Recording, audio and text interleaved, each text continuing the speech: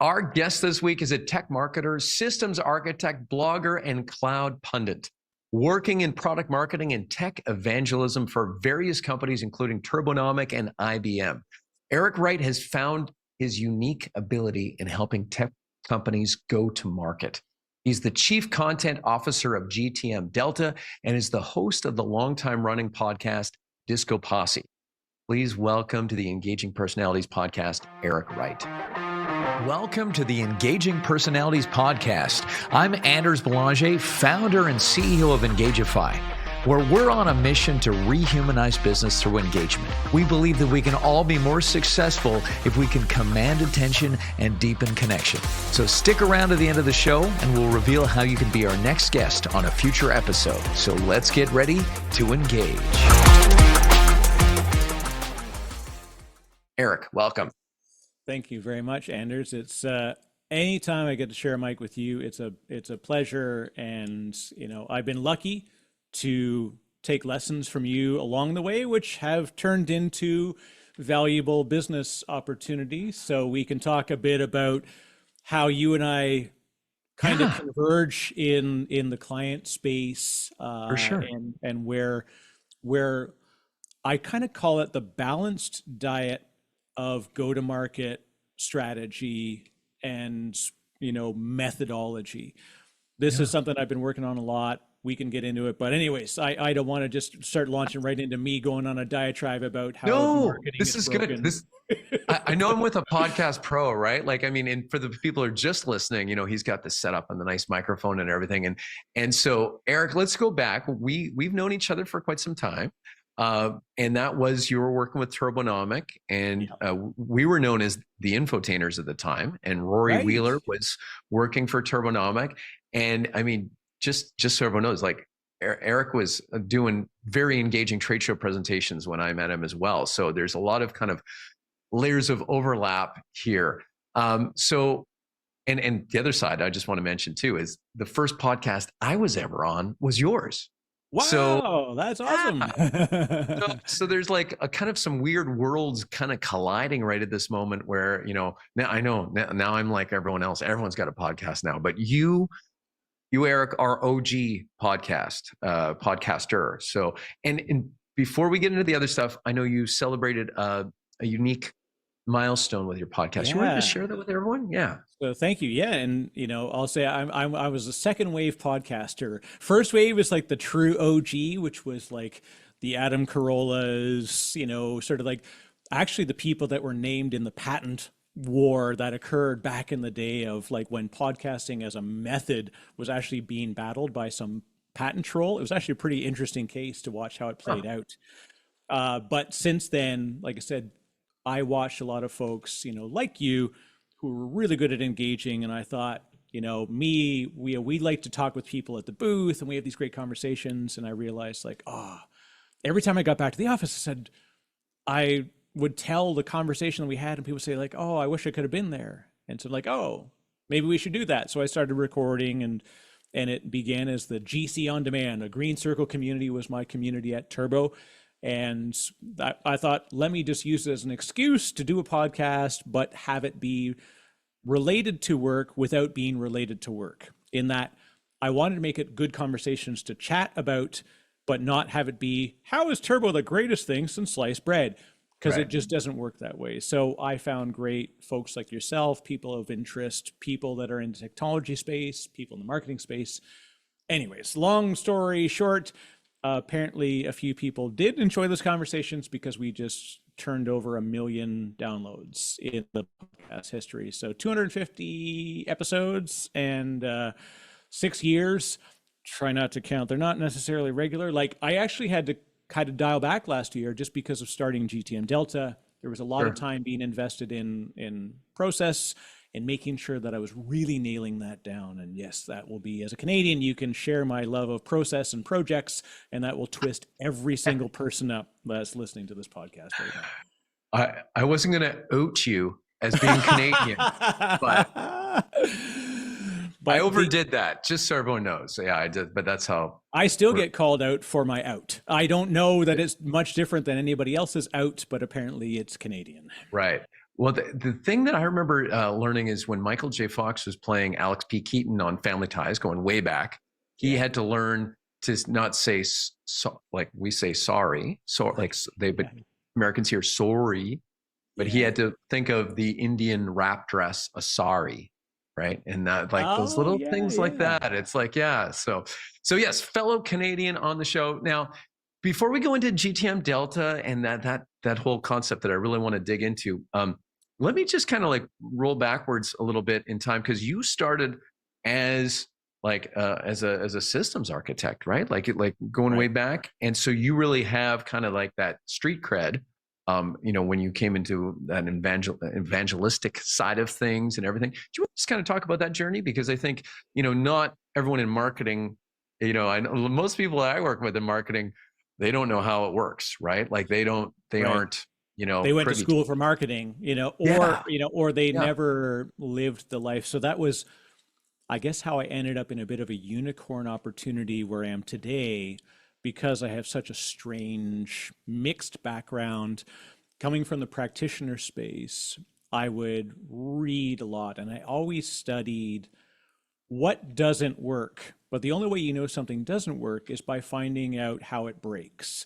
And so I would spend a lot of time. I was very good at troubleshooting. And so I worked as a systems, architect. I did desktop support, server support, large scale design, disaster recovery, and business continuity.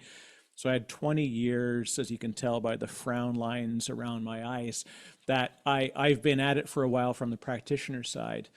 But while I was doing that, I found the best way for me to help others around me in my peer group was to write, hey, we did a thing, and here's a quick summary of how we did it and why it worked and why it was important. And I always approached it with that idea of like, make it worth reading and make it valuable to retain for future reference. Turned out that's a thing called blogging, and that I would get asked the same question repeatedly, and I would say, well, tell you what, I'm going to write a blog about that on the public web and then share the public link with people internally. And that next thing you know, organic discovery started to happen, and what was, discoposse.com, which has very little to do with disco or posses.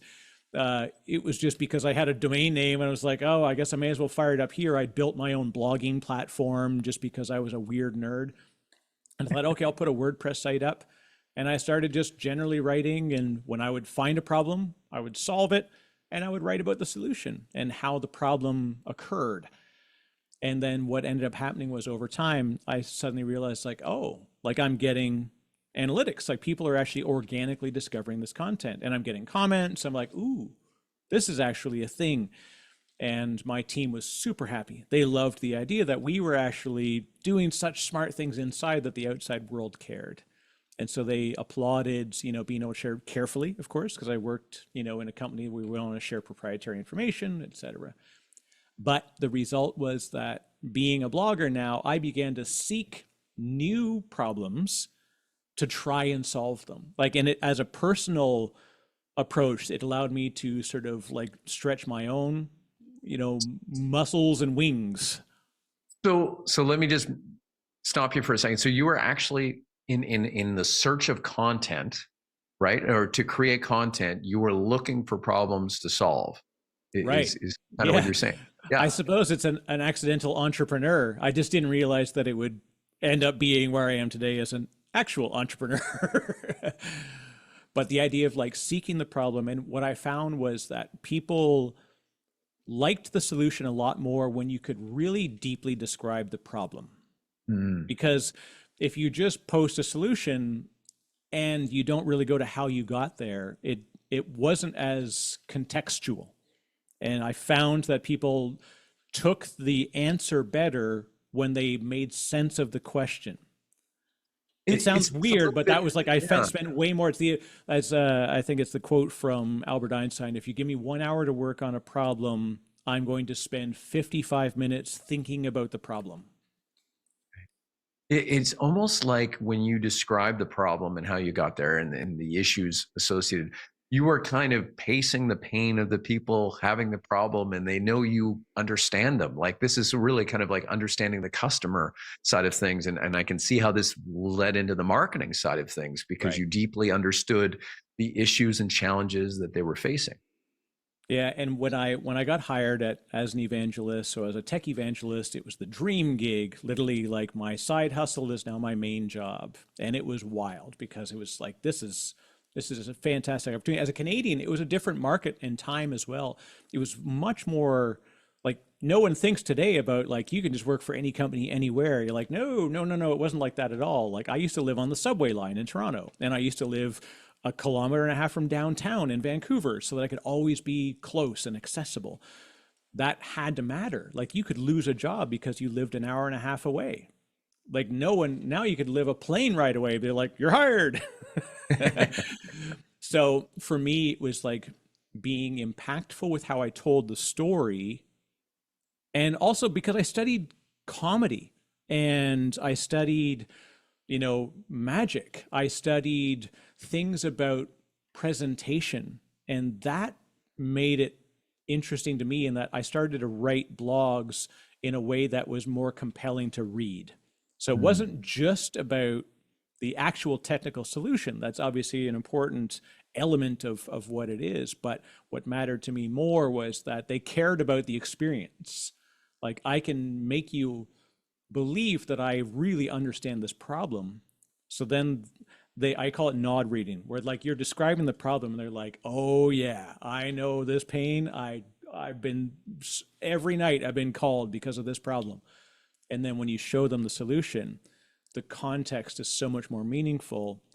And then, so like I started to develop a writing style that turned out to be what, now we call the natural blogging style, which is, it's basically a Seinfeld joke. You ever notice when you're in the grocery store, and like that's basically start off like casual. A problem exists, and I've really struggled with this. But why is it a problem? That's a great question. Let's start with why this matters. Boom, first headline. Okay, the problem Yeah. is you're losing money every hour. Okay, cool. So now I'm literally facing a bill. I've got this problem, but how do I solve this? Because there's a lot of moving parts. Boom, a lot of moving parts. Okay, when I've got a directional problem, how do I narrow this down? Well, here's a couple of solutions. Bang, bang, bang. Okay, now because of this, what's the actual value to me as a human? And then in summary, hey, this is pretty cool. Probably a lot of other places you could apply the same methodology. And that was it. So basically, like I would tell people the same way that like Mr. Beast gives away his secret on podcast after podcast. I'm like, literally, I can give you my formula. It's formulaic. Yeah. But then I did realize over time that it actually is a formula, but it also requires you to have chops. And I hadn't realized that I had both the technical chops and I understood engagement, and human engagement was really much more valuable. Like my side study wasn't comp sci, it was behavioral psychology. I was going to York Mm. University and hanging around in like 400 classes until they figured out that I wasn't a student, but that's a different story. Eric, let me just stop you for a quick second, because there's such good stuff here, and I just kind of want to like process it myself. I like that. And so when you were talking about nod writing or nod reading, right? Yeah. I was nod listening. I'm like, yeah, that's good. Like, it's interesting to me that you come from that content side, right? Like you come from that side that you're delivering value through the actual content, but then even you realized that how we frame ideas, how we say something, not just what we say, is important. So there was that kind of layer that you started putting on top. So you Yeah. had good structure, good bones, because you were delivering meaty content that people want to consume, but then you also made it easy to consume through the let's call it the presentation side of it, right? Yeah. So I think there's a lot of great takeaways from people listening to this right now. Just because sometimes people will be all window dressing, no content, right? And then people see through that. So having that good bones, that good structure, makes it pretty bulletproof. And then the way you bring people into it. And what you just described to me in terms of the order, your formula, there's something in NLP, neuro-linguistic programming, not natural language processing. In neuro-linguistic programming, they call it the format system. And the format is basically, why do I need to learn this? Or like, you teachers could use this, what is it that we're talking about, right? Like, what is this? And then how does it work? And then the last is the what if, which is the applications or the takeaways or the payoff. And it basically mirrors exactly what you just said. Right. And so psychologically, there are people who have different needs when you explain something. And I always think back to when I was in high school, there was girls in my math class that whenever they would explain a concept, they would, why do we have to learn this, right? There's people in classes that always ask that, why? And those why people, they need to be satisfied first. That what is the reason that you need to be able to understand this? Then they go, okay, I understand why, but what is it? Just tell me, what is this concept? Then there's those people, then the how people, and then the what if people that think about what are those applications or how I could use this in life? How does it apply to me? They're the most patient, so they can be done at the end, but they're always miles ahead of everyone already thinking of that stuff. So, very fascinating that all kind of adds up. Now I can see your journey and how this really starts playing into this, helping companies go to market. So tell us how GTM Delta kind of came about, and then we can kind of dig into what that really looks like. Well, I'll tell you, let's talk about our engagement was a great inspiration for kind of what it was. I pitched this idea that to, at the time, one of my colleagues and worked in one of the investment firms. And I said, what if we could do like evangelism or technical marketing as a service at a high level for your portfolio companies? Because they don't have the money to hire somebody. And like, I was cheap because I was Canadian. Like a US salary for an evangelist is a pretty healthy salary because they do have a good reach. There's a function that's served. But it was always the thing of like, well, I don't, and his description back to me is, I don't believe that somebody who's not bound by equity and working with it every day could have the same level of love for the problem in order to describe the solution. And I was always fascinated by that. I said, like, but I've made my career out of chasing problems that weren't mine so that I could help other people solve them. And then realizing that in doing so, when somebody else came to me with a new problem, I had basically created just a repetitive motion of trying problem after problem after problem so that I knew how to problem solve quickly and learn about a solution and how it mattered to somebody quickly. And I could, in the same way, you're the experiment of pots, right? So you tell somebody, I need you to create the perfect pot. They took two groups of people and they said, your team is going to plan to make the perfect pot. You get one pot.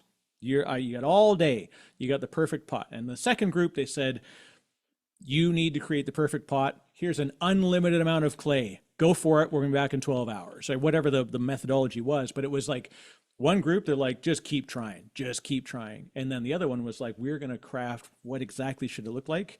And then the result at the end was the people that had made the most pots, not only had they made the most really good pots, but they'd made the best. And now they could really quickly just make more. Because in the process of like falling in love with the problem, they had suddenly become very good at falling in love with the future problems. So my impetus was like, hey, how do I do this? And then what stood out to me says, somebody who's not bound by equity or that does it all the time can't have the same love. And I think of it as like, I'll say a deck of cards in my hands. I look and I watch somebody like you or Rory do these like really impressive things, like simple, small things to you, but it was like a world apart for me. And I loved the idea of like mucking around with it. And so then I am the startup problem where like, I just want to learn what you do. And I think like, oh, because I can do a pressure fan, life is good, I could put on a show now. No, right? That's what he was thinking I was asking. I'm like, no. I want to actually study this deeply, so much so that I'm going to act like your head of technical marketing, but I can time slice myself down where I can execute faster with higher Yeah. quality without being bound to filling 40 hours a week. And I can come at you at a budget that's significantly lower than it would cost to hire me directly. Yeah. So And when that was sort of the idea. in the intro, very intentionally use the term unique ability, right? Which is from strategic coach Dan Sullivan, talking about people who are operating in their most, highest and best use.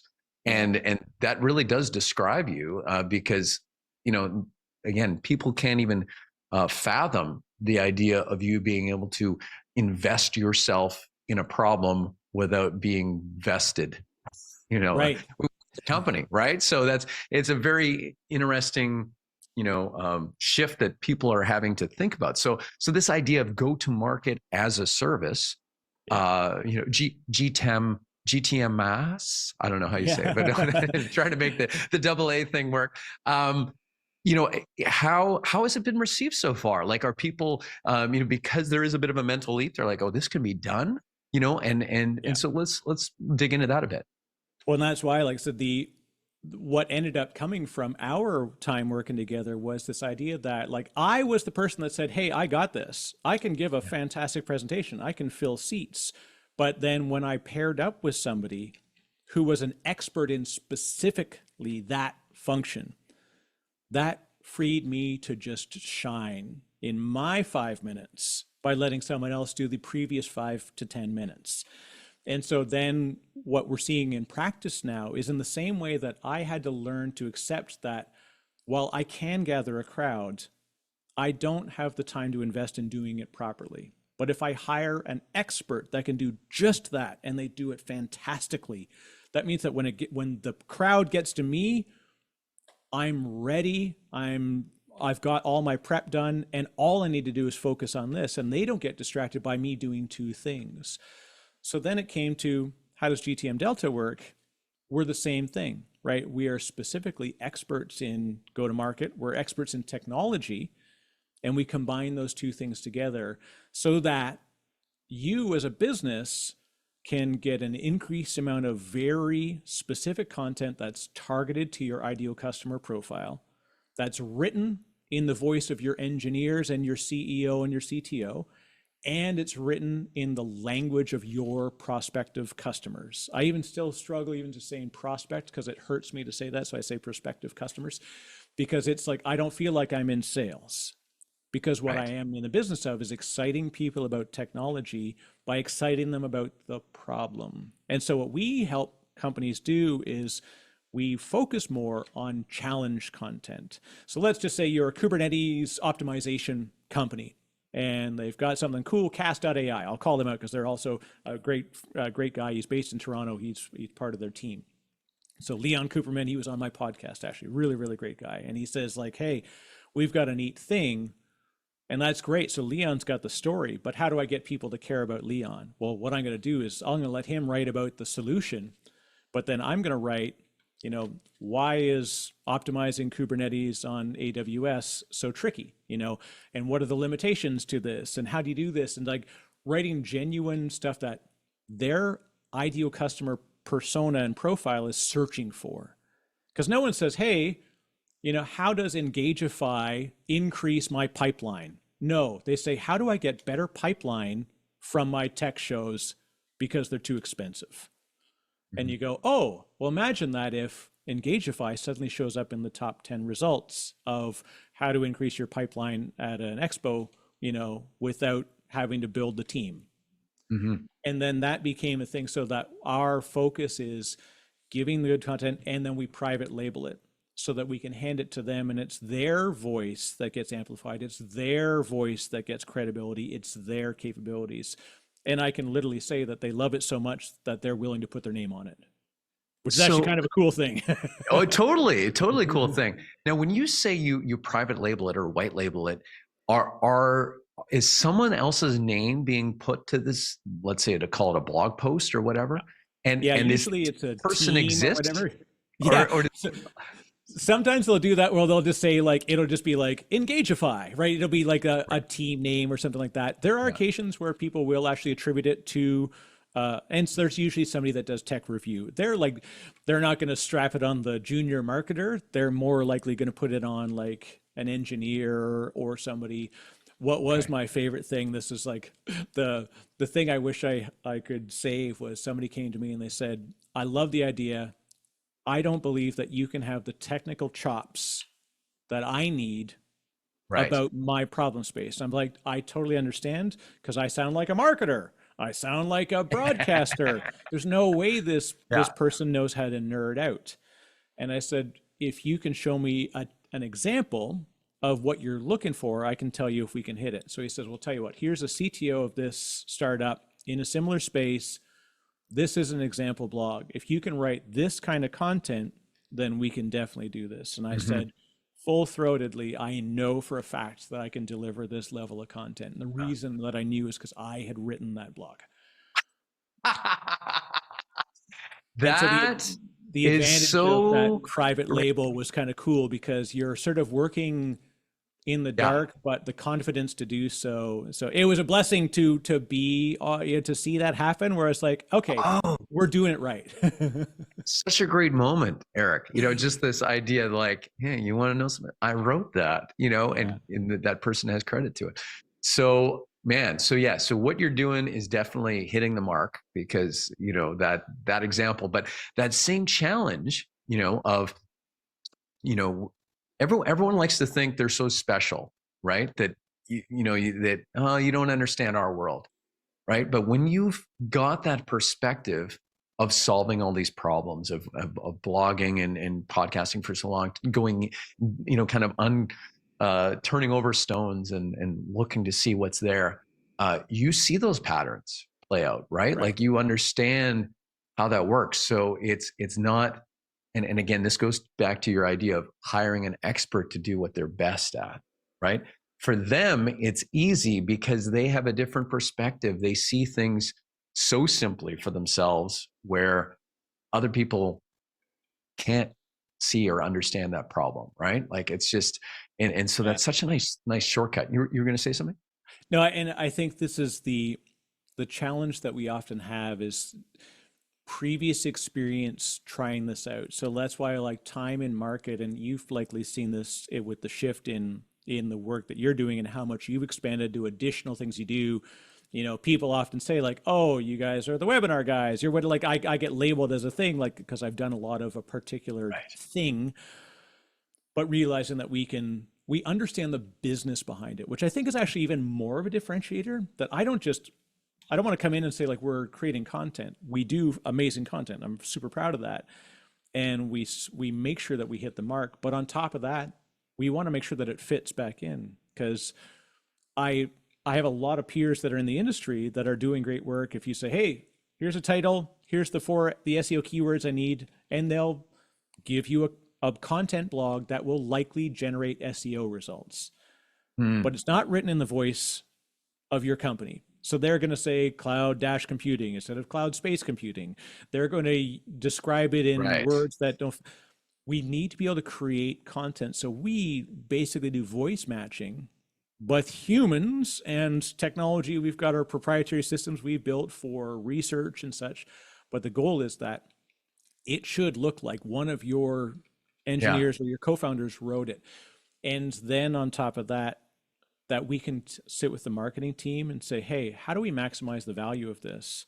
Because what we end up having is if I just hire you and say, hey, Anders, I've got a thing I'm doing. I would love to get you to help me build engagement, at this event or at a dinner or at something. And so it sounds great. Like I'm going to leverage you. You're right, perfect fit.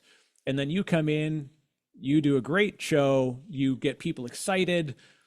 But then at the end, they're only excited about you. Right.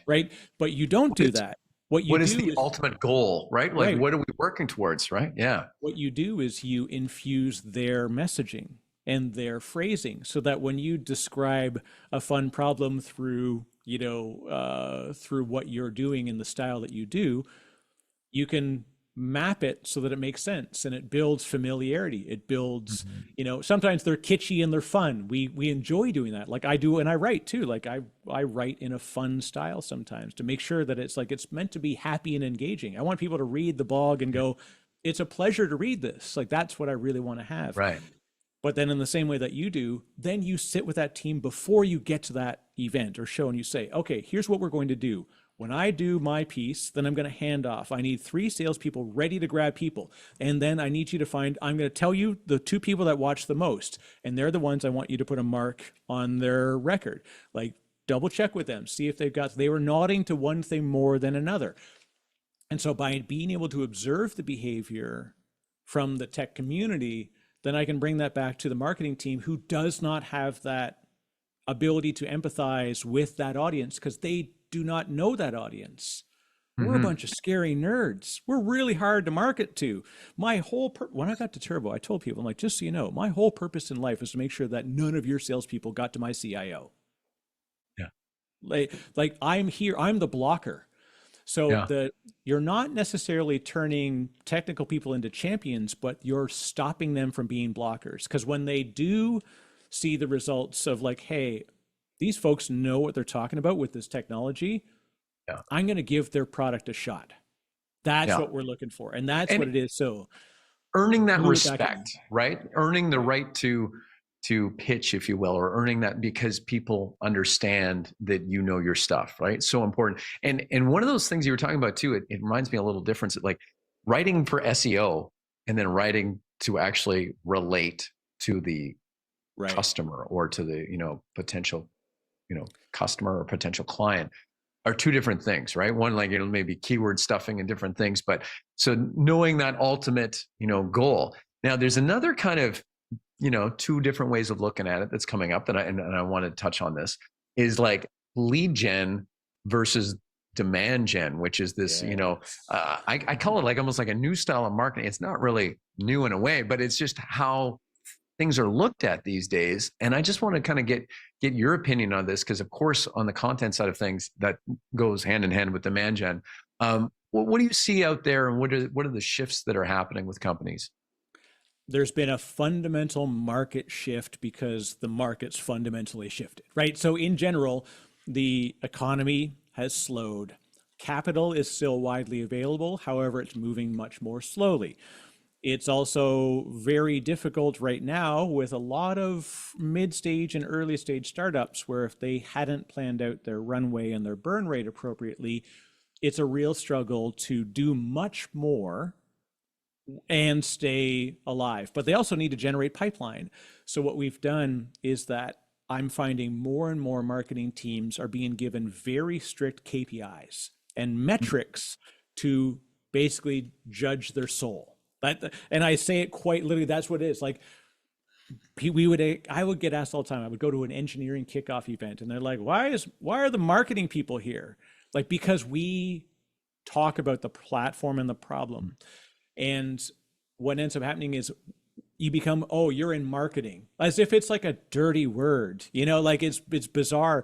But then at the same time, we talk about engineering and people in marketing talk about that like, oh God, they're a bunch of engineers. Yeah, we're very difficult to sell to or to speak to because we get excited about different things in very different ways. You make a Star Wars reference and you'll have me smiling for 10 straight minutes, right?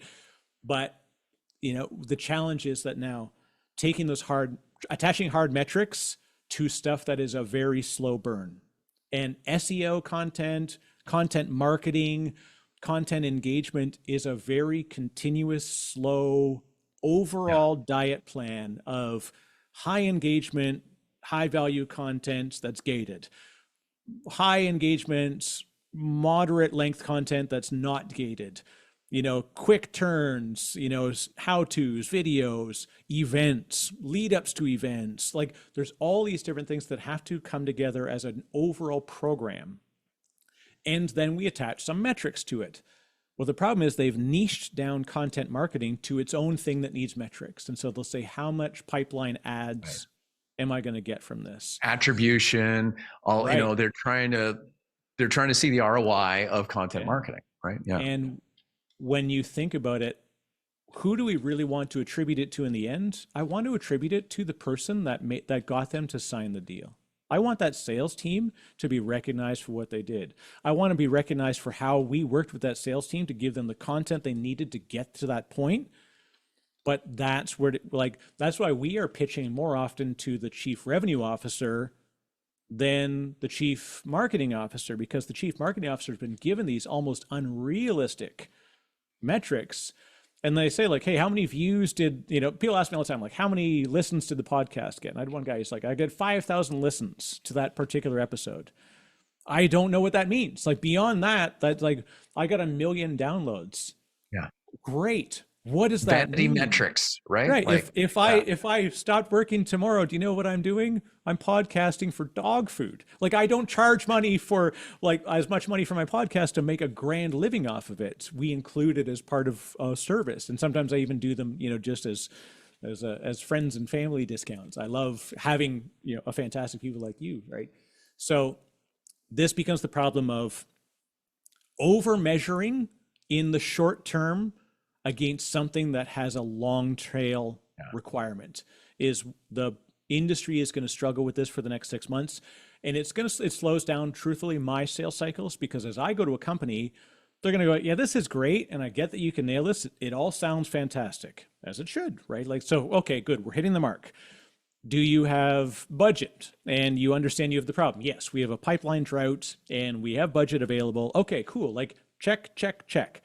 I'm hitting all the requirements for we are a potential good fit. Proven expertise. I can give you customer testimonials. Okay, cool. Nailed it.